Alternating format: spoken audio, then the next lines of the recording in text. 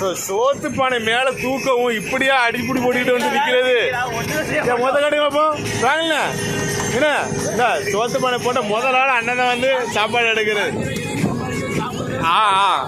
வேற இப்படியா சரி சின்ன பிள்ளைகள் இருக்கிறத சாப்பிட நம்ம கடைசியில் சாப்பிடணும்னு நினைக்கீங்களா? ஒரு நாளா நினைக்கீங்களா?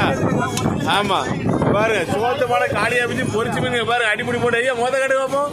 நல்லவர் நல்லவர் வல்லவர்.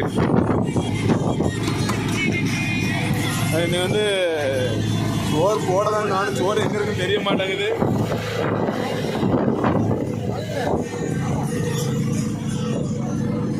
சோறு வச்சு மீன் குழம்பு மீன் பொரியல் அடிப்பொலி சாப்பாடு இன்னைக்கு காலையில.